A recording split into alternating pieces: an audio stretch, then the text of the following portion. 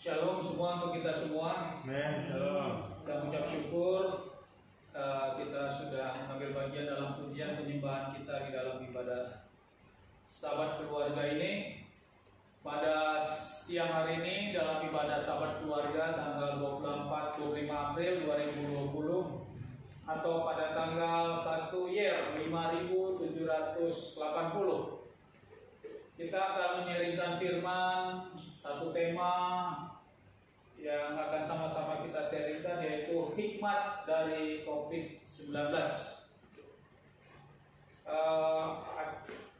Adik anak-anak sekalian, saudara-saudara kami yang dikasihi di dalam Yeshua Mashiach, kita sudah mengetahui bersama bahwa dunia, umat manusia sampai dengan saat ini mengalami suatu krisis yang kita belum tahu kapan akan berakhir. Namun bagi kita orang-orang yang percaya kepada Bapa Yahweh di dalam nama Yeshua Mashiach, kita harus bisa atau mampu untuk mengetahui atau mendapatkan hikmat apa yang Bapa Yahweh kehendaki dengan adanya COVID-19 ini di dalam iman dan kebenaran Bapa Yahweh. Tentunya kita percaya bahwa di hadapan Bapa Yahweh, di hadapan kita orang percaya tidak ada sesuatu yang kebetulan. Apa yang sudah terjadi sekarang ini, kita percaya Bapa Yahweh punya rencana buat semuanya, terlebih untuk umat manusia yang saat ini juga dalam kesusahan. Tema dalam firman hikmat dari COVID-19 ini diambil dari Yeskiel 30 ayat 15 sampai 16.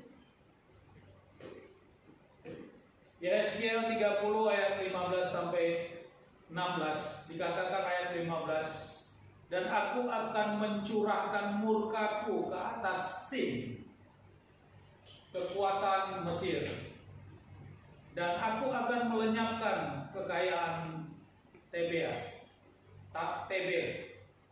Ayat 16, dan aku akan menaruh api di Mesir, Sin akan sangat menderita, dan Tebel akan dibongkar, dan Memphis akan menjadi sengsara setiap hari.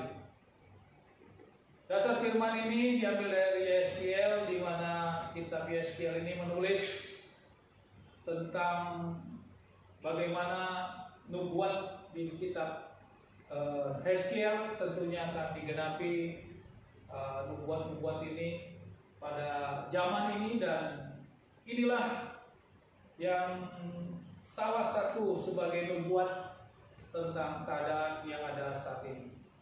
Kalau kita lihat di sini ada kata-kata ke atas Sin. Kalau kita lihat Sin itu mana? Sin itu siapa? Di dalam satu terjemahan bahasa Ibrani modern, Sin itu adalah sebutan untuk China. Jadi Sin itu adalah China. Sedangkan Mitsraim adalah Mesir, adalah gambaran dari dunia ini dengan China yang merupakan tulang punggung ekonomi dunia saat ini. Jadi kalau kita terjemahkan dengan pemahaman Ibrani modern ini, maka kita akan mendapatkan kitab Yeskiel 30 ayat 15 sampai 16 tadi. Dikatakan ayat 15, dan aku akan mencurahkan murkaku ke atas China, kekuatan Mesir, dan aku akan melenyapkan kekayaan Tebel. Ayat 16, dan aku akan menaruh api di Mesir, China akan sangat menderita, dan Tebel akan dibongkar, dan Memphis akan menjadi sengsara setiap hari. Jadi mempelai-mempelai Hamasya, di sini ada kata-kata China dan ada kekuatan Mesir. Nah, kalau kita melihat bagaimana kondisi virus corona atau COVID-19 ini berawal di bulan Desember berada di kota Wuhan. Wuhan adalah salah satu kota China.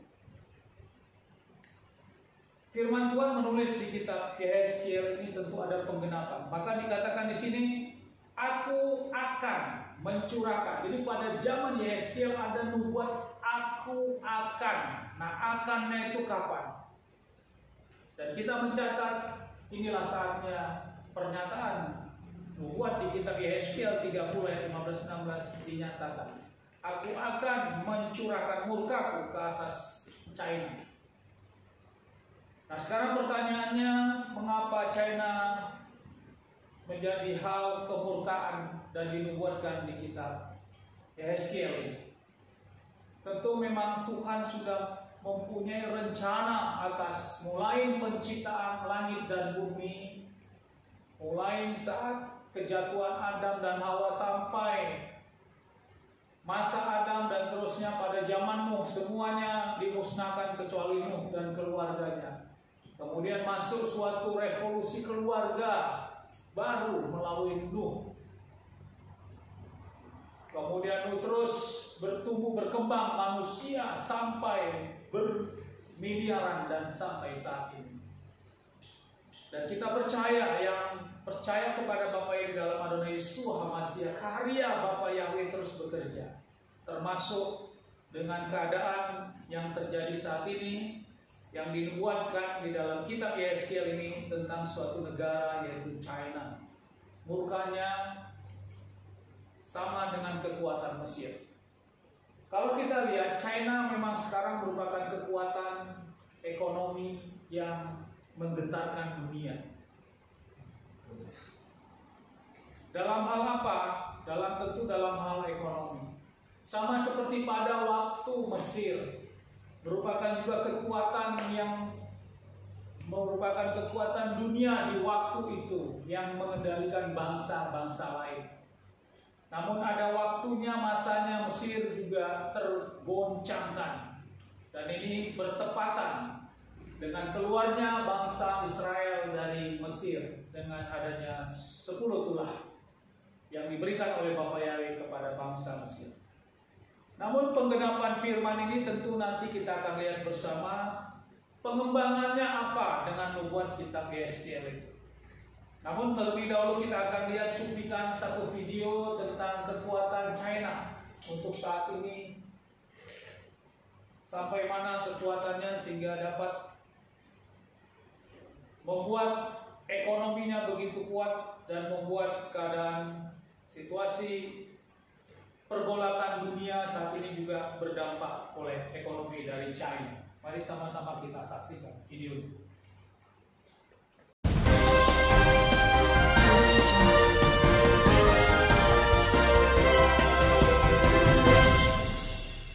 Berikut ini beberapa ancaman komunis Tiongkok bagi dunia.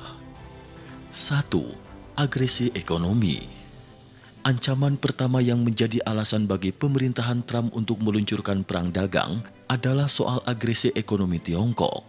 The New York Times menunjukkan bahwa pelanggaran Beijing terhadap perjanjian perdagangan selama beberapa dekade terakhir telah meningkatkan ketegangan regional. Meskipun ledakan pertumbuhan ekonomi Tiongkok telah mengurangi biaya hidup masyarakat, tetapi pemerintah Tiongkok tidak menerapkan liberalisasi, bahkan menjadi lebih agresif dan represif. Peter Navarro, seorang penasehat perdagangan Gedung Putih, menulis dalam bukunya Dead by China bahwa komunis Tiongkok melanggar semua norma perdagangan internasional, menghancurkan basis manufaktur dan lapangan kerja Amerika Serikat. Mereka ingin mendominasi industri manufaktur global dan memaksa dunia barat untuk menyerah. Peter Navarro menegaskan bahwa jika Amerika Serikat dan Tiongkok berperang, kekuatan yang mengalahkan Amerika Serikat adalah produktivitas militer yang kuat dari pabrik-pabrik Tiongkok. 2. Pencurian hak kekayaan intelektual. Ancaman kedua adalah bahwa komunis Tiongkok telah mengubah fokus ekonominya untuk menggantikan ekonomi negara lain. Semua orang tahu bahwa ada kebijakan industri yang disebut Made in China 2025 yang akan menjadi lokomotif manufaktur berteknologi tinggi pada tahun 2025, memimpin industri teknologi tinggi seperti penerbangan, robot, dan bioteknologi.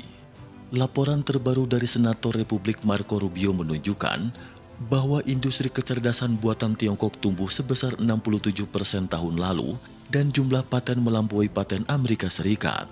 Diperkirakan bahwa investasi komunis Tiongkok dalam komputasi kuantum mencapai 30 kali lebih tinggi dari Amerika Serikat. Selain itu, komunis Tiongkok juga memiliki produsen drone yang menempati posisi nomor 1 dan 3 di dunia, termasuk teknologi pengenalan wajah serta pengenalan suara juga berada di depan Amerika Serikat. Jika hanya berkompetisi di bidang ini saja, tentu tidak ada masalah. Tetapi ini bukan kompetisi, melainkan alternatif. Pencurian hak kekayaan intelektual yang dilakukan komunis Tiongkok telah menyebabkan Amerika Serikat menderita kerugian sebesar 225 miliar US dollar hingga 600 miliar US dollar per tahun. Ada banyak cara yang digunakan untuk mencuri, ada yang melalui akuisisi rahasia terhadap perusahaan teknologi oleh perusahaan tidak berkegiatan, ada yang memakai cara spionase dan preman, ada pula dengan cara menggunakan teknologi untuk bisa mendapatkan pasar. 3. Serangan cyber hacker. Di antara pencurian itu, peretasan adalah yang paling tidak terduga dan ini adalah ancaman ketiga dari komunis Tiongkok. Beberapa waktu lalu, perusahaan keamanan jaringan Amerika Serikat, CrowdStrike, melaporkan bahwa ketika perang dagang terjadi, serangan cyber hacker komunis Tiongkok meningkat secara signifikan. Metode serangannya lebih halus dan lebih kompleks. Laporan intelijen yang diperoleh New York Times menyebutkan target peretasan termasuk Boeing, General Motors, dan T-Mobile Telecom. 4. Rebut pusat kendali ekonomi iptek baru. Ancaman keempat adalah upaya komunis Tiongkok untuk merebut pusat kendali ekonomi teknologi baru. Saat ini, semua negara sedang membangun jaringan 5G.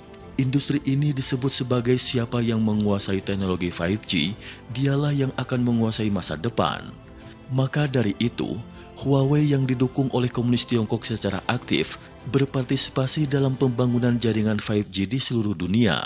Namun jika teknologi Huawei yang ditetapkan sebagai standar untuk komunikasi 5G, maka Huawei akan mendominasi kecerdasan buatan serta komputasi kuantum.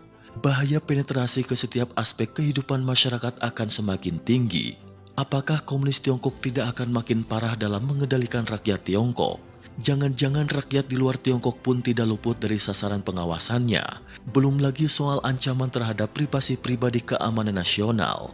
Oleh karena itu, Trump memiliki perasaan krisis yang mendesak. 5. Erosi dan penganiayaan terhadap hak asasi manusia oleh komunis Tiongkok. Ancaman kelima adalah erosi dan penganiayaan terhadap hak asasi manusia oleh komunis Tiongkok. Ini bermula dari perbedaan esensial antara komunis Tiongkok dengan sistem nilai Barat. Sebelumnya beberapa orang percaya bahwa ketika ekonomi Tiongkok berkembang, maka mereka akan bergerak menuju demokrasi liberal. Tetapi kenyataan memberikan jawaban bahwa salah. Itu tak lain adalah bermimpi di siang bolong. Komunis Tiongkok telah mengakumulasi sejumlah besar kekayaan dengan memanfaatkan lowongan yang diberikan Barat melalui dukungan ekonomi sangat besar yang diperoleh. Komunis Tiongkok menjadi memiliki kemampuan untuk menganiaya orang-orang Tiongkok, semakin ketat dalam mengontrol masyarakat, mengekspor sosialisme dan ideologi komunis ke dunia.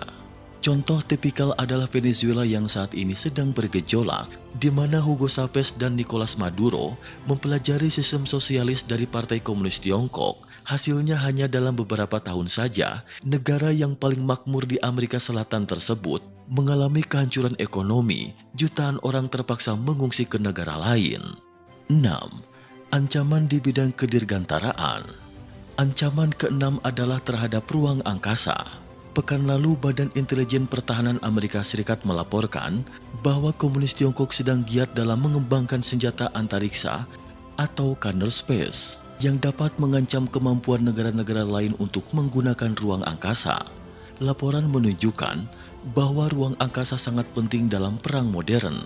Meskipun komunis Tiongkok menyebutkan akan menggunakan ruang angkasa secara damai, tetapi Tiongkok terus meningkatkan kemampuannya di bidang counter space dan mengembangkan kegiatan on-orbit yang kompleks. Tujuan komunis Tiongkok tak lain adalah untuk melemahkan efektivitas militer Amerika Serikat dan sekutunya. Hal itu akan menjadi ancaman serius bagi keamanan luar angkasa. Semua ancaman komunis Tiongkok yang disebutkan di atas mendorong Amerika Serikat menjalin persatuan internal yang belum pernah terjadi sebelumnya. The New York Times memberitakan bahwa ketika berbicara menyangkut kebijakan ekonomi komunis Tiongkok, Wakil Presiden Mike Pence dan Senator Demokrat senior Elizabeth Warren secara mengejutkan serupa ketika berbicara menyangkut pelanggaran hak asasi manusia oleh komunis Tiongkok. Ketua DPR Nancy Pelosi dan pandangan Partai Republik juga sangat mirip. Ketika membahas bagaimana menghadapi tantangan komunis Tiongkok, pemikir kebijakan dari golongan konservatif dan golongan liberal juga nyaris sama.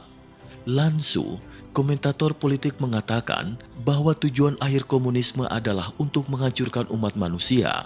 Komunis Tiongkok adalah pelaksana konkret dan organisasi teroris yang nyata. Lan Su mengatakan bahwa negara-negara barat telah menyadari ambisi besar komunis Tiongkok dan bergandengan tangan dengan administrasi Trump untuk mengekang ekspansi dan agresi Tiongkok.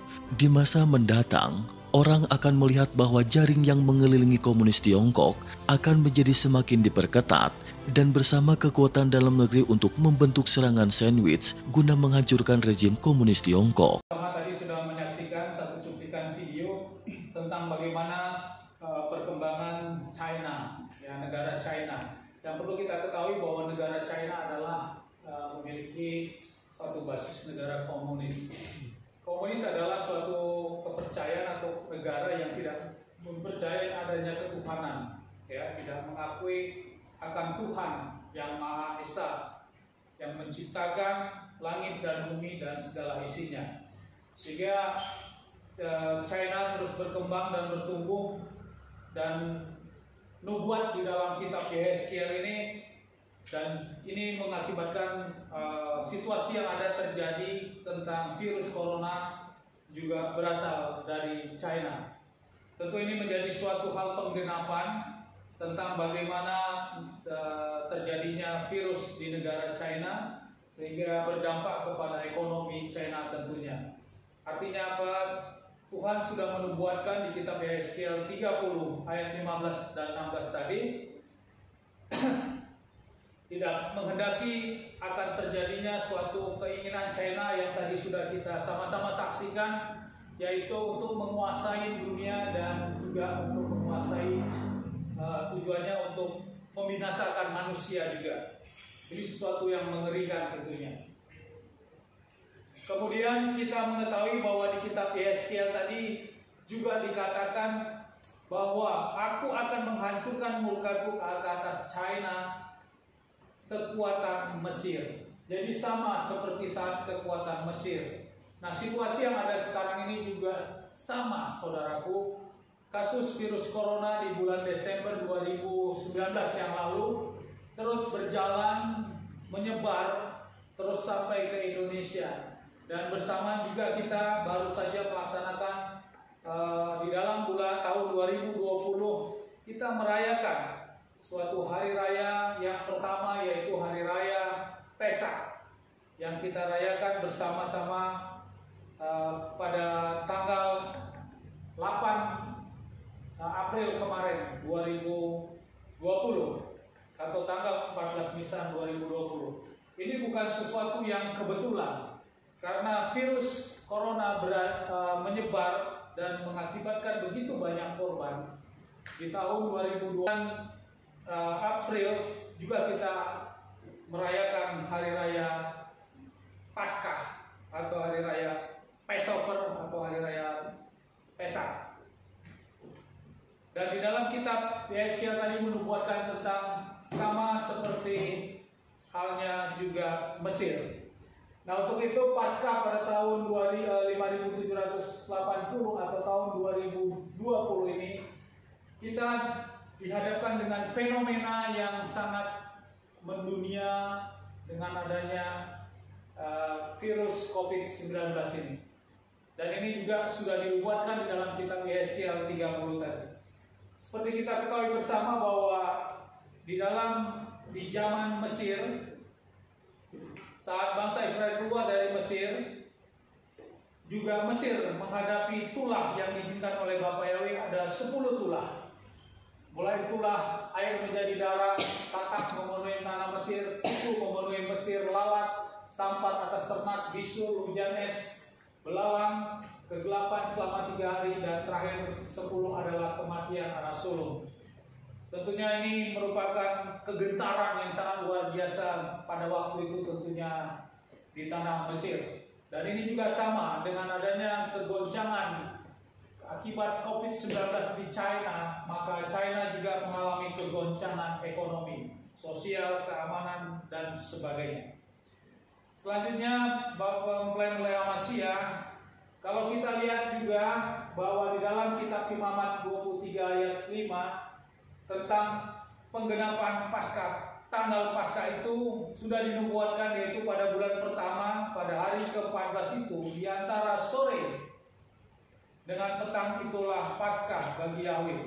Dan kita ketahui bahwa pada bulan pertama, pada hari ke-14 itu sama dengan tanggal 14 Nisan, karena bulan pertama adalah bulan Nisan di kalender Ibrani, dan sekarang di tahun 5780, yaitu kalender Ibrani pada tanggal 14 Nisan. Kemudian dihadapkan dengan kalender kita itu pada tanggal 8 April 2020 yang kita rayakan beberapa waktu yang lalu. Dan kita juga mengetahui bersama bahwa Paskah atau Pesak ini merupakan penggenapan di dalam Yeshua HaMashiach, di mana Yeshua HaMashiach lah yang menjadi korban Paskah itu. Di dalam 1 Korintus 5 ayat 7 dikatakan, jadi bersihkanlah ragi yang lama supaya kamu dapat menjadi adonan yang baru, sebagaimana kamu juga tidak beragi, karena HaMashiach Paskah kita juga telah dikorbankan ganti kita. Juga di kitab Yohanes 1 ayat 29 dikatakan, pada keesokan harinya Yohanes melihat Yeshua yang datang padanya dan berkata, lihatlah anak domba Elohim penghapus dosa dunia. Jadi Paskah itu merupakan penggenapan juga di dalam pengorbanan Yeshua HaMashiach di atas kayu salib. Kalau kita lihat perkembangan situasi yang ada sekarang, saudara-saudara kekasih di dalam Yeshua HaMashiach, kitab Yeskiel tadi, kitab Yeskiel 30 mengatakan tentang negara Sin atau China. Namun dampak dari virus corona ini bukan kepada China saja, dan ini berdampak kepada lebih dari 200 negara. Kita akan lihat data-data yang ada, sehingga kita dapat mengetahui bahwa situasi ini bukan situasi yang biasa-biasa saja, karena berdampak kepada seluruh umat dunia. Kalau kita lihat di dalam, saya mengambil data di satu data saja, biar lebih fokus data ini, di tirto.id. Dikatakan bahwa virus corona atau COVID-19 telah menyebar ke 181 dari sekitar 200 negara dan wilayah di seluruh dunia. Menurut data yang disampaikan, disimpan oleh Universitas Johns Hopkins, pandemi yang muncul pada akhir Desember di Wuhan, China telah menyebar ke seluruh dunia pada tingkat yang mengkhawatirkan, hampir 2 juta kasus hingga 15 April 2020. Jadi ini data yang sudah ada. Kebenaran data ini mungkin kita percaya karena ini sudah dipublikasikan. Kemudian kalau kita lihat, Yeskiel 30 tadi berbicara kota China, kota Sin, negara Sin, tapi ini ternyata berdampak kepada seluruh dunia. Tapi mulainya dari kota Sin dulu dihancurkan. Ada rencana apa dengan hal ini? Nah, disinilah kita sama-sama harus melihat spirit apa yang Bapa Yahweh kehendaki dengan adanya situasi penggenapan firman apa yang ada. Kemudian kalau kita lihat di data-data yang ada di Indonesia, saudara-saudara, kita lihat kondisi di Indonesia. Juga datanya dari tirto.id dikatakan untuk situasi Indonesia sampai dengan per tanggal 24 April 2020, sekarang tanggal 25, berarti 1 hari yang lalu. Saya akan bacakan. Perkembangan signifikan jumlah kasus positif virus corona COVID-19 di Indonesia terjadi pada hari ini, yaitu pada tanggal 14, maksudnya ulangi 24 April maksudnya. Jumlah kasus positif COVID-19 yang pada Kamis kemarin baru mencapai 7.775 pasien. hari ini melonjak hingga menembus angka 8.200 orang, berarti naik begitu signifikan. Berdasarkan update data terbaru yang diumumkan oleh gugus tugas percepatan penanganan COVID-19 pada Jumat sore tanggal 24 April 2020, total jumlah kasus positif corona di Indonesia kini sudah sebanyak 8.211 pasien. 8.000, saudaraku, itu bukan jumlah yang kecil. Selanjutnya, dalam 24 jam terakhir hingga pukul 12.00 WIB hari ini tercatat ada penambahan 436 kasus baru yang terkonfirmasi positif COVID-19. Jadi setiap jam terjadi pergeseran jumlah yang positif mengalami virus corona untuk di Indonesia. Selanjutnya, angka kasus baru ini merupakan yang tertinggi sejak 2 Maret lalu atau saat pasien positif corona pertama di Indonesia diumumkan oleh Presiden Jokowi. Sebelumnya, penambahan kasus tertinggi terjadi pada 17 April 2020, yaitu dengan 407 pasien baru. Perkembangan data pada hari ini juga, maksudnya pada tanggal 24 April, menunjukkan bahwa angka kesembuhan pasien COVID-19 di Indonesia telah menembus 1.000 pasien. Jadi puji Tuhan, puji Bapa Yahweh dalam Adonai Yeshua Mashiach, pasien tersebut sudah ada 1.000 orang pasien yang dinyatakan sembuh. Sampai hari ini total sudah ada 1.002 pasien corona di Indonesia yang berhasil sembuh atau bertambah 42 orang dalam sehari terakhir. Namun penambahan dengan angka yang sama juga terjadi pada jumlah kematian akibat corona di tanah air.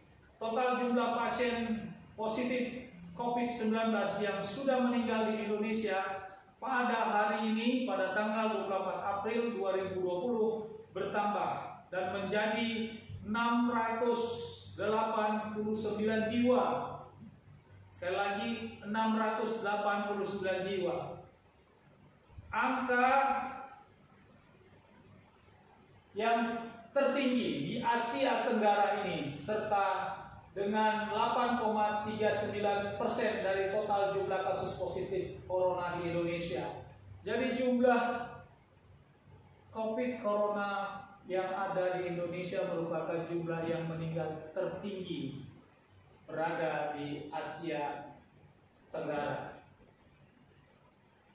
Saudara-saudara kekasih di dalam Adonai Yeshua HaMashiach, dan catatan di dalam gugusan yang ditunjuk sebagai penanganan COVID ini, dan ini terus masih bertambah dengan bertambahnya data tentang yang terkena COVID-19 ini. Selanjutnya kita akan lihat bagaimana situasi dunia. Ini untuk Indonesia ada 689 jiwa yang sudah meninggal.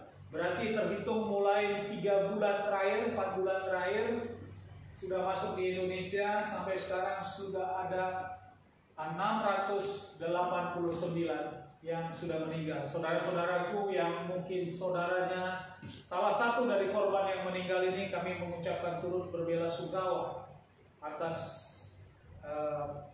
dipanggilnya kekasih-kekasih kami akibat COVID-19 ini. Kemudian kalau kita melihat di dalam perkembangan data kasus corona COVID-19 di dunia, pada tanggal yang sama yaitu tanggal 24 April, kita bisa dapat melihat di sini, saya akan membacakannya. Pandemi corona masih terus berlanjut. Ini untuk perkembangan data kasus corona di dunia hari ini. Pandemi corona masih terus berlanjut di berbagai belahan dunia. Meskipun angka penularan COVID-19 di sejumlah negara sudah menunjukkan tanda-tanda mereda, di banyak kawasan lainnya pandemi COVID-19 masih menjadi masalah serius. Angka kasus penularan virus corona juga masih terus meningkat dan semakin mendekati jumlah 3 juta pasien. Sehingga Jumat 24 April 2020 total jumlah kasus positif corona telah mencapai 2.037.154 pasien. Data tersebut hasil data upgrade Worldometers yang diperbaharui per pukul 17.11 WIB hari ini. Dari 2.073.000 atau 2,73 juta pasien positif corona tersebut, 1.793.923 orang masih menjalani perawatan di banyak negara. Sebanyak 58.688 pasien diantaranya tercatat berada dalam kondisi kritis atau mengalami gejala sakit serius. Jumlah 191.423 pasien positif corona di dunia telah meninggal dunia. Jadi sampai tanggal 24 April jumlah yang meninggal dunia akibat COVID-19 tercatat di seluruh dunia ada 191.423 pasien. Sedangkan mereka yang berhasil sembuh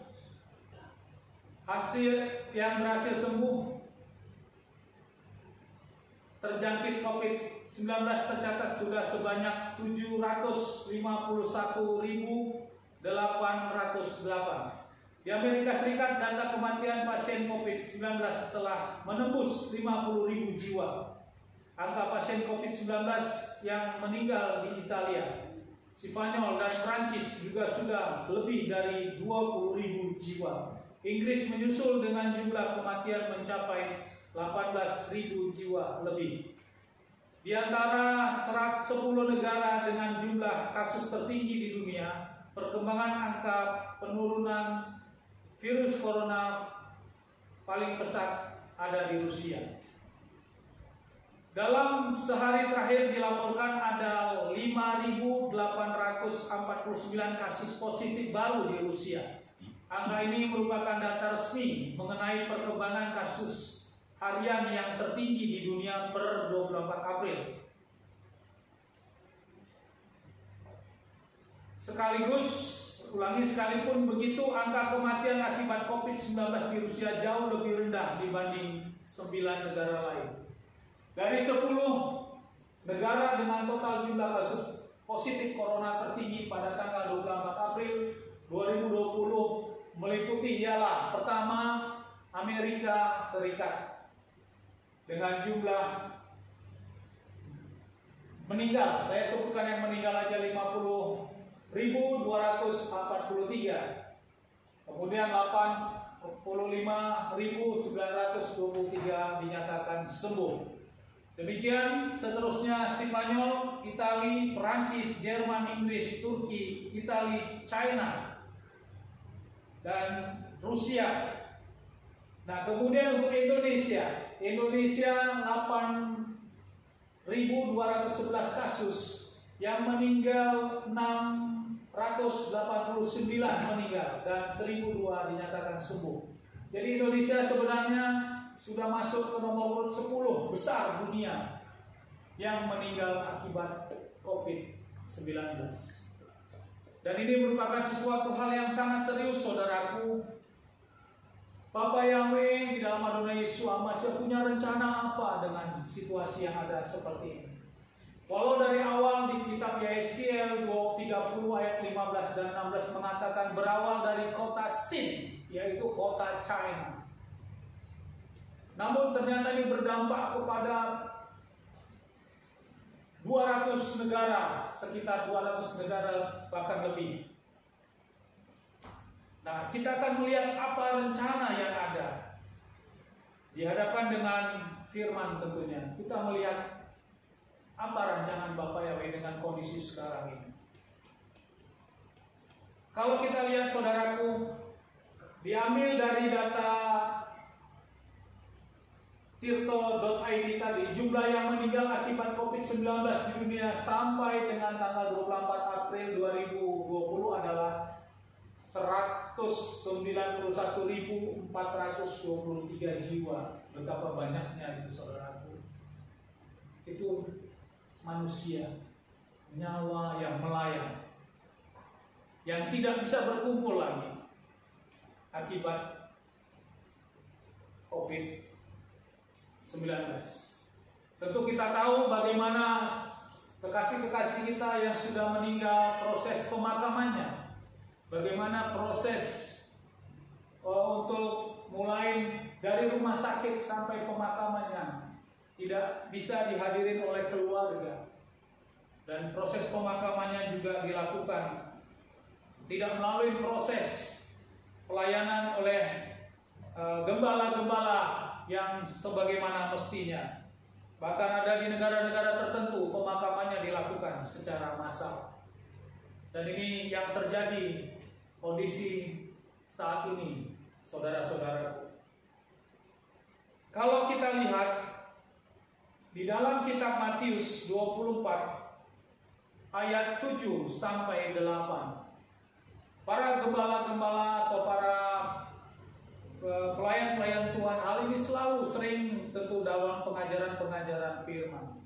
Namun kita akan melihat di dalam sisi kebenaran firman yang lain tentang penggenapan situasi yang ada, hikmat apa dengan kondisi COVID-19 saat ini. Di dalam Matius 24 dikatakan ayat 7 sampai 8. Ayat 7, karena bangsa akan dibangkitkan melawan bangsa, dan kerajaan melawan kerajaan, dan akan terjadi kelaparan dan wabah penyakit, gempa bumi dan di berbagai tempat. Ayat ke-8, dan semua ini merupakan awal penderitaan. Jadi di dalam kitab Matius 24 ini tentang awal penderitaan kedatangan Yesua HaMasiah sudah ada tanda-tanda yang Yesua katakan. Di antaranya adalah wabah penyakit, termasuk kondisi yang ada seperti saat ini. Artinya dikatakan di ayat 8, semuanya ini merupakan awal dari penderitaan. Bapak, Ibu, Saudara kekasih mempelai HaMasiah, bila ini merupakan penggenapan di dalam kitab Matius, awal penderitaan itu sudah mengambil jiwa sebanyak 191.423 jiwa sampai dengan pertanggal 24 April yang lalu. Tentu awal penderitaan di mata Bapa Yahweh itu bukan awal penderitaan yang biasa-biasa seperti seolah-olah sakit seperti biasa, tapi jiwa, korban jiwa yang diambil, korban jiwa yang meninggal dunia. Dengan situasi, keadaan, proses meninggalnya juga tentu kita ketahui bersama sangat menyedihkan. Dengan berangkat dari penggenapan nubuat dari kitab Yeskiel 30 ayat 15 tadi, kemudian perkembangan situasi dunia berdampak diawali dari kota Tuhan. Tentu kita melihat juga di dalam Yesua menggenapi bahwa penderitaan-penderitaan akan kedatangan Yesua juga dinubuatkan dengan adanya wabah penyakit, dan semuanya itu merupakan awal penderitaan. Kalau kita lihat di dalam kitab Wahyu, kita akan menuju ke kitab Wahyu, di mana ini merupakan penglihatan Yohanes di Pulau Patmos saat dibuang, di dalam penglihatan tentang nubuat-nubuat yang akan datang, tentang dibukanya matrai yang keempat. Di dalam kitab Wahyu 5 ayat 5, di sini bicara tentang adanya matrai yang ada di Samayim dan ya siapa yang layak membukanya. Dan di dalam Wahyu 5 ayat 5, yang bisa membukanya hanya Yesua HaMasiah. Selain itu tidak bisa. Nah, inilah tentang matrai, ada 7 matrai Kemudian matra itu dibuka, dan yang bisa membuka ketujuh matra itu adalah Yeshua HaMashiach. Kalau kita lihat di dalam Wahyu 6 sampai Wahyu 8, di situ ada 7 matra. Matra yang pertama menggambarkan seekor kuda putih dengan penunggangnya membawa busur. Kemudian matra yang kedua seekor kuda merah api dengan penunggangnya mengambil damai sejahtera. Kemudian matra yang ketiga kuda hitam, penunggangnya memegang timbangan yang dikatakan setakar gandum sedinar dan 3 takar jelai sedinar. Tapi jangan rusak minyak dan anggur. Nah, kemudian kita masuk kepada yang keempat, yaitu seekor kuda hitam. Ulangi, kuda hijau pucat. Ini ada di Wahyu 6 ayat 8. Ya, kita akan bacakan firman-Nya. Dan aku melihat, dan lihatlah seekor kuda hijau pucat, dan dia menumpang di atasnya, menamainya kematian. Dan alam maut ikut bersamanya. Dan kepada mereka telah diberikan wewenang untuk membunuh atas 1/4 bumi dengan pedang dan dengan kelaparan dan dengan kematian dan oleh binatang-binatang buas di bumi. Ini adalah matra yang keempat. Kemudian ada matra yang kelima, keenam, dan ketujuh. Jadi saudara-saudaraku kekasih di dalam Yeshua HaMashiach, kalau kita melihat dengan jumlah meninggal yang tadi sudah saya sebutkan sekitar 191.000 lebih, dan kemudian dihadapkan dengan firman di Matius 24 ayat 7 dan 8 tadi, wabah penyakit masih merupakan awal dari penderitaan akan janji kedatangan Yeshua HaMashiach atau Mesias saat waktunya rapture. Dan kita lihat di kitab Wahyu ada 7 matrai, dan matrai ketujuh adalah penggenapan kedatangan Yeshua. Tentu ini sangat relevan sekali. Di matrai kelima, keempat itu merupakan masih awal, masih semuanya itu masih awal. 1, 2, 3, 4 itu masih termasuk ke posisi awal. Dan ini juga merupakan tentu bisa kita samakan dengan kondisi terbukanya matrai yang keempat. Karena matrai yang ketiga berbicara tentang kuda hitam yang menggambarkan tentang setakar gandum sedinar. Artinya waktu bekerja 1 hari itu nilainya, kita kalau di Indonesia 1 hari bekerja paling dengan nilai sekarang upah 150.000. Nah, kalau indeks 150.000 untuk kita makan untuk 1 hari dengan keluarga tentu sangat-sangat terbatas sekali. Bahkan di hadapan dengan kondisi listrik, kebutuhan air, kebutuhan bahan bakar, kebutuhan makan, ini sangat-sangat terbatas sekali. Kondisi ini tentu sudah kita alami. Banyak yang sudah mengalami kondisi seperti ini. Dan inilah waktunya matra yang keempat masuk di dalam kategori ini, di mana dikatakan maut, ya, alam maut ikut bersamanya. 191 jiwa lebih kematian sudah terjadi sampai tertanggal 24 April. Yang disebabkan oleh pedang, oleh kelaparan, oleh kematian, dan oleh binatang buas. Virus corona bisa kita kategorikan sebagai binatang buas, karena sebuah virus adalah juga makhluk hidup. Yang binatang buas tentunya di dalam kitab Wahyu ini adalah simbol-simbol, tentunya tidak murni binatang buas seperti harimau, seperti naga, seperti itu. Tapi ada kata-kata di atasnya, penunggangnya adalah yang namanya kematian, dan alam maut ikut bersamanya. Dan ini sudah dinubuatkan dengan sampai saat ini jumlah korban virus corona alam maut sudah mencapai sejumlah yang tadi. Kondisi ini tentu sangat memiliki dasar Alkitabiah. Diawali dari kitab Yeskiel 30, kota Sin, kota China, berkembang ke seluruh dunia, dan seluruh dunia menggambarkan tentang kedatangan Mesias dengan tanda-tanda awal. Dan tanda-tanda awal ini masuk ke dalam kategori matra yang keempat, karena matra itu ada 7. Kalau sudah di ujung ke-6 berarti bukan tanda-tanda awal, sudah mendekati. Ini situasinya yang harus kita tangkap tentang spirit kondisi sekarang ini, hikmat yang kita dapat. Selanjutnya kalau kita lihat bicara 1/4 penduduk bumi.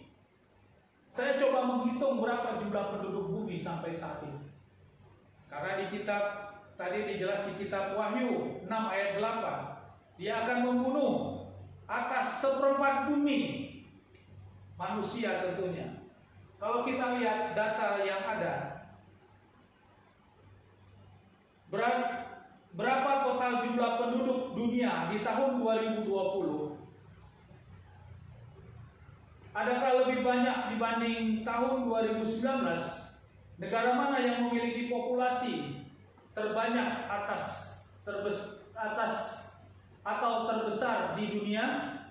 Nah, berikut ini akan kami sajikan informasi terbaru, terupgrade dan terkini beserta rincian pertumbuhan dan perkembangan dari tahun ke tahun. Luas bumi kurang lebih 510,1 juta meter bujur sangkar. Dihuni oleh miliaran jiwa manusia yang dikelompokkan berdasarkan benua. Secara umum, benua di bumi terdiri atas dari benua Asia, Afrika, Eropa, Amerika Utara, Amerika Selatan, dan Oceania. Benua-benua tersebut dibagi lagi menjadi beberapa kawasan. Jika di total jumlah negara di ke-6 benua tersebut mencapai kurang lebih sekitar 235 negara. Berikut ini data rincian jumlah penduduk dunia saat ini terbaru di tahun 2020. Yang menjadi perhatian di sini kita lihat ini adalah gambaran pertumbuhannya. Mulai dari 2010 sampai 2020 bisa kita lihat. Selanjutnya kita lihat setelah data tersebut di bawah, berdasarkan tabel di atas dapat kita ketahui bahwa populasi penduduk dunia saat ini mencapai kurang lebih 7 miliar 794.798.739 atau kurang lebih 7,7 miliar lebih.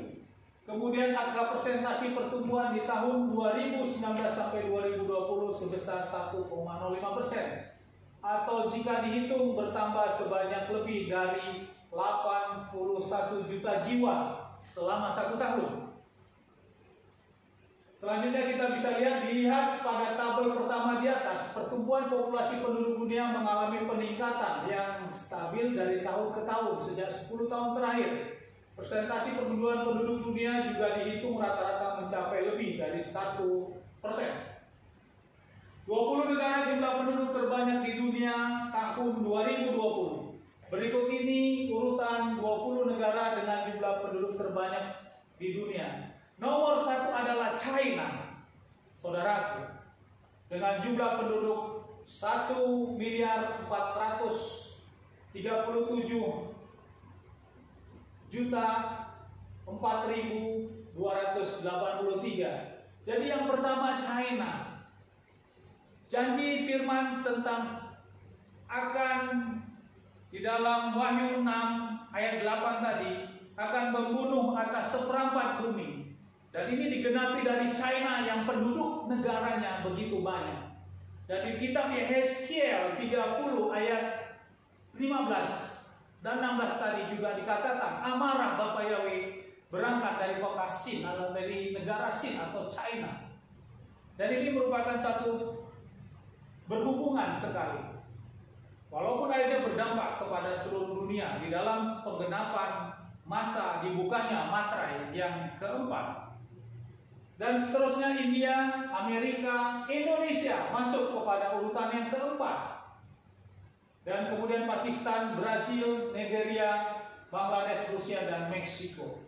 Di urutan pertama adalah China atau Tiongkok yang mencapai lebih dari 1,4 miliar jiwa. Kedua India, populasi lebih dari 1,3 miliar jiwa. Ketiga Amerika, dan seterusnya. Seperti pada tabel di atas. Saudaraku, kalau kita hitung sesuai dengan kitab Wahyu tadi, Wahyu mengatakan bahwa Wahyu 6 ayat 8 dikatakan, aku melihat dan lihatlah seekor kuda hijau pucat, dan dia yang menumpang di atasnya namanya Kematian, dan alam maut ikut bersamanya. Dan kepada mereka telah diberikan wewenang untuk membunuh atas seperempat bumi dengan pedang, dengan kelaparan, dengan kematian oleh binatang-binatang buas di bumi. Jadi kalau kita hitung, bila dibulatkan jumlah penduduk dunia 7,7 miliar, dikali seperempat penduduknya yaitu 25%, maka materai yang keempat yaitu tanda kuda, penunggang seekor kuda hijau pucat ini akan mengambil kematian sebanyak 1,9 miliar. Korban saat ini akibat COVID-19 di dunia mencapai 191.423 jiwa.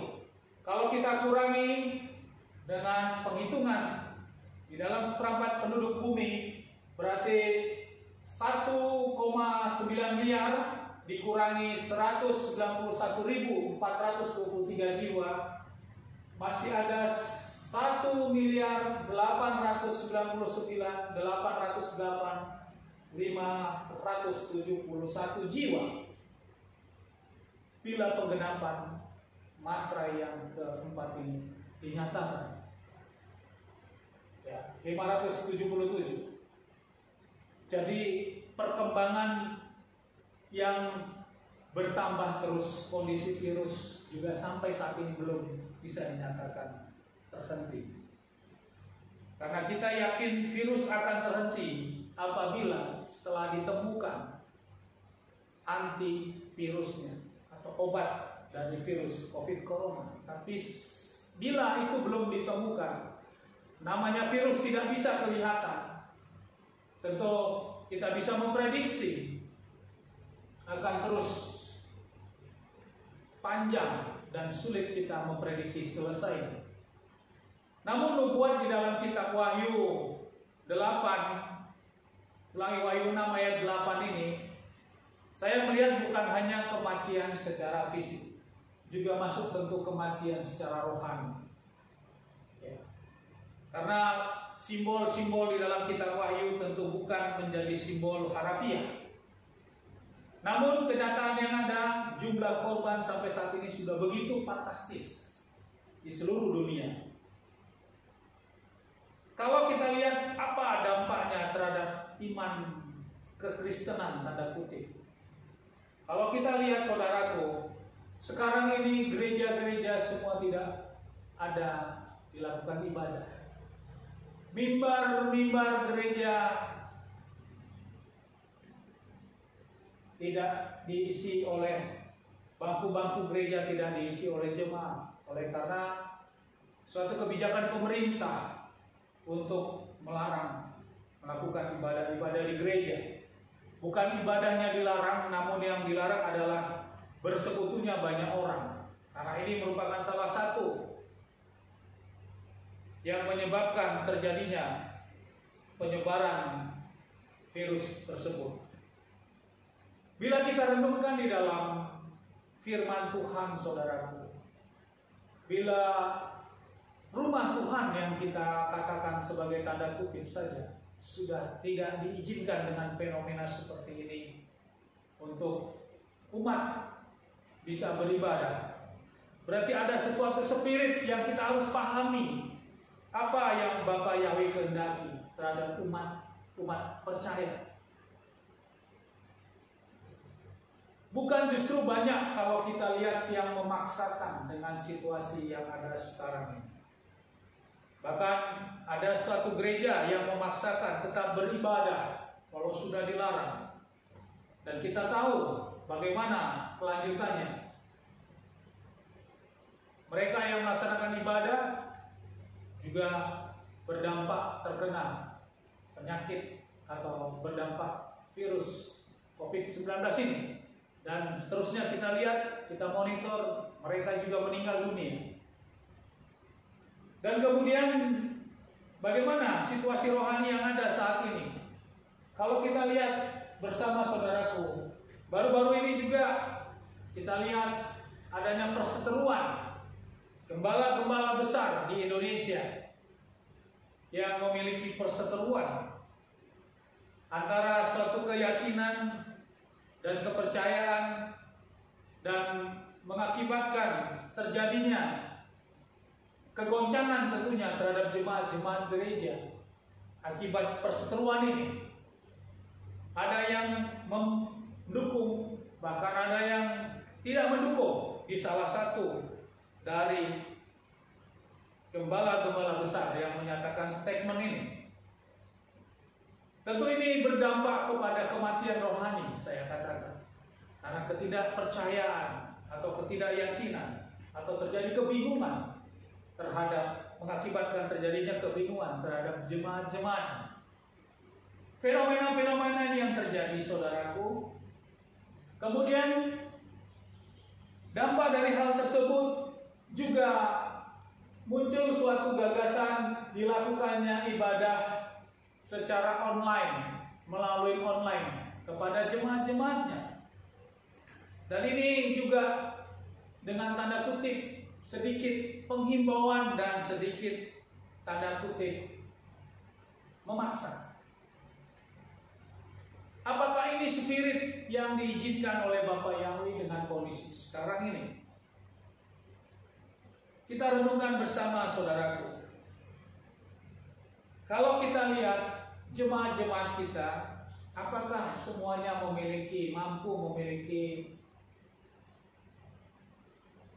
media yang dapat melakukan ibadah secara online? Tentunya tidak semua, saudaraku. Yang kedua, apabila dilakukan ibadah online, apakah ibadah online tersebut dapat diikuti dengan baik? Dengan sinyalnya mungkin akan terputus-putus, tidak bisa diikuti secara sempurna tentunya, sehingga kehikmatan, kekusukan di dalam ibadah penyembahan maupun mengikuti ibadah tidak maksimal.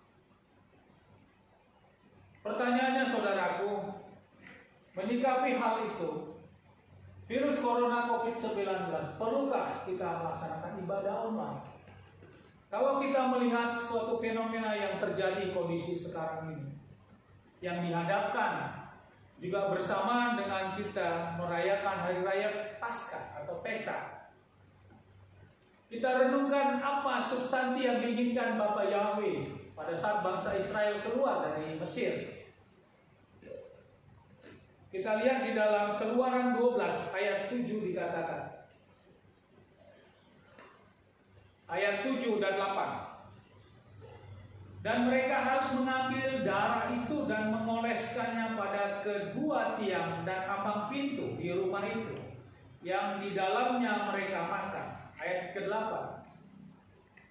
Dan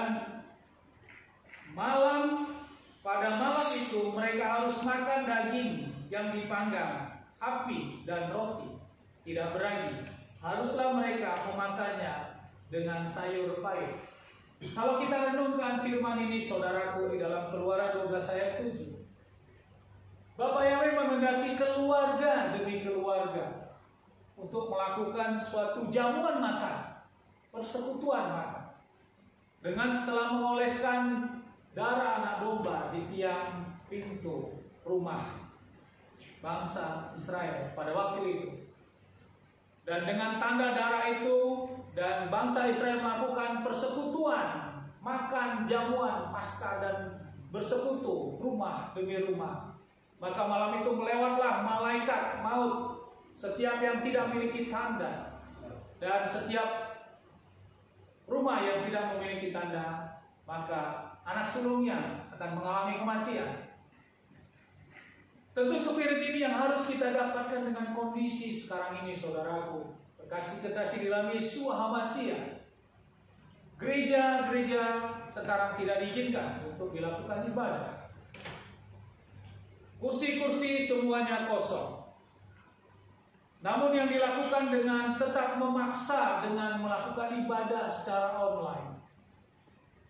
Apakah pada waktu itu bangsa Israel juga dipaksa untuk tetap berkumpul, bersekutu kepada satu tempat untuk melakukan ibadah? Tidak, saudaraku. Justru yang dikehendaki oleh Bapa Yahweh, semua harus bersekutu di keluarga masing-masing melakukan jamuan Paskah. Spirit yang sama seperti dasar kitab firman kita di kitab Yeskiel 30 tadi, kota Sin dan juga kekuatan Mesir.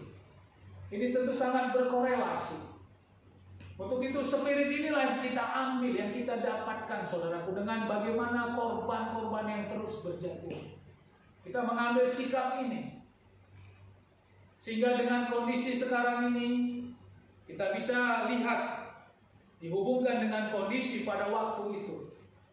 Untuk membangun misbah-misbah keluarga masing-masing.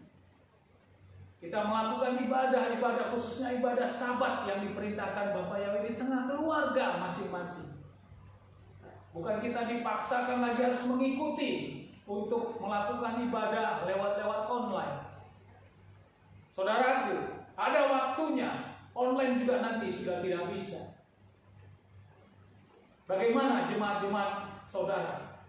Para gembala, apakah dia masih bisa berupaya untuk mengikuti ibadah tanpa dimulai sekarang untuk kita melakukan persekutuan ibadah di keluarga masing-masing? Jadi spirit inilah yang perlu kita dapatkan, saudara. Ibadah online tentu tidak salah, tapi justru yang kita utamakan, para gembala-gembala yang saat ini kita lihat gembala besar berseteru, berbeda pendapat. Kita lihat sekarang menyikapi virus corona, gereja-gereja sudah kosong.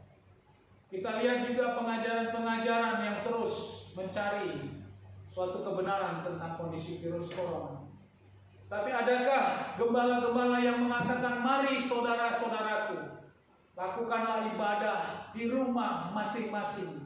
Lakukanlah persekutuan di rumah saudara masing-masing dengan kesungguhan hati menyembah kepada Bapa Yahweh di dalam Adonai Yesus HaMasiah, terkhususnya di dalam ibadah-ibadah Sabat yang Bapa Yahweh perintahkan. Kemudian di persekutuan-persekutuan yang lain. Sehingga spirit inilah yang kita dapatkan, saudaraku. Sehingga kita para imam-imam, para bapak-bapak sebagai imam di tengah keluarga. Mungkin saat kecil kita sudah beribadah di gereja. Bahkan kanak-kanak sampai kita dewasa punya berkeluarga, punya anak seperti ini. Inilah waktunya suka, tidak suka. Senang, tidak senang. Firman mengajak kita, mengingatkan kita untuk kita berdiri sebagai imam di tengah keluarga. Imam di dalam melakukan ibadah di tengah keluarga. Seperti spirit bangsa Israel pada waktu itu melakukan perjamuan makan Paskah di rumah, karena tidak boleh keluar, karena bila keluar maut akan datang. Kedewasaan inilah yang diinginkan spiritnya, saudaraku. Untuk itu, saudaraku, bagi saudara-saudara yang tidak memiliki imam atau laki-laki, juga tentunya diharapkan wanita juga bisa menjadi imam di tengah keluarga itu. Apabila tidak ada, saudara, ibu-ibu, oma-oma, berdirilah. Inilah waktunya. Bapa Yahweh menghendaki hal ini, spirit ini, untuk kita lakukan. Selanjutnya, bila gembala-gembala melakukan suatu bentuk online untuk menguatkan, meneguhkan, dipersilakan, kita bisa dikuatkan lagi dengan firman-firman lewat online. Namun suatu persekutuan ibadah yang begitu khusyuk, yang begitu hikmat di hari-hari ibadah ini, inilah waktunya Spirit yang dikehendaki oleh Bapa yang menyikapi situasi yang sekarang. Kita tidak tahu berapa jumlah korban terus yang bertambah. Tapi kalau kita Wahyu tadi menyatakan 1/4 penduduk bumi, bila mantra yang keempat ini tergenapi, dan tentu berarti akan bertambah lagi. Kita tidak tahu. Namun kita percaya kalau ini merupakan penggenapan di dalam pembukaan mantra yang keempat. Kita percaya kita diluputkan dari kondisi virus corona ini. Itu kerinduan kita tentunya. Tapi kalau kita berupaya untuk melakukan peperangan, karena ini sudah rancangan Bapak Yahweh, kita tidak bisa berbuat apa-apa. Sama seperti bangsa Israel harus melakukan penindasan 400 tahun dinubuatkan, itu akan berjalan. Sama seperti bangsa Israel harus dibuang 70 tahun karena pemberontakannya di Babilonia. 70 tahun harus dilalui, walaupun berdoa bagaimanapun itu waktunya Bapak Yahweh. Tapi setelah lewat waktunya itu yang ditentukan, Bapak Yahweh juga akan turun tangan. Saudaraku, hikmat inilah yang harus sama-sama kita renungkan. Mari para imam, ibu-ibu mungkin karena tidak ada imamnya, kita lakukan ibadah. Sehingga para gembala-gembala gereja akan membuat tataran-tatanan ibadah atau sidur-sidur ibadah yang disampaikan kepada seluruh jemaatnya, dan kita mengikuti, melakukan ibadah, dan lakukan ibadah semampu kita mungkin. Percayalah Ruh HaKodes, Roh Kudus akan menuntun saudara dan saya dalam kita melakukan ibadah-ibadah di tengah keluarga dengan kondisi seperti ini. Sehingga tergenapilah apa yang dikatakan di dalam Efesus 5 ayat 32. Misteri, ada misteri. Misteri ini adalah besar. Tetapi aku berkata mengenai Hamasia dan mengenai gereja. Jadi ada suatu misteri di mana suami sebagai kepala keluarga, istri sebagai penolong, ada anak. Dan ini dikatakan di Efesus 5 ayat 32, ada misteri. Misteri ini adalah besar. Dan inilah waktunya misteri itu diizinkan, dibukakan untuk kita kembali membangun mesbah keluarga dengan kondisi seperti ini. Kiranya lewat firman ini kita dikuatkan, kita diteguhkan, kita mendapatkan hikmat dengan situasi virus corona yang ada saat ini. Tentunya kita berdoa, kita meratap kepada Bapa Yahweh dalam nama Yesus HaMasiah, agar kita, keluarga kita dan keluarga saudara semua, kita diluputkan dari virus corona ini.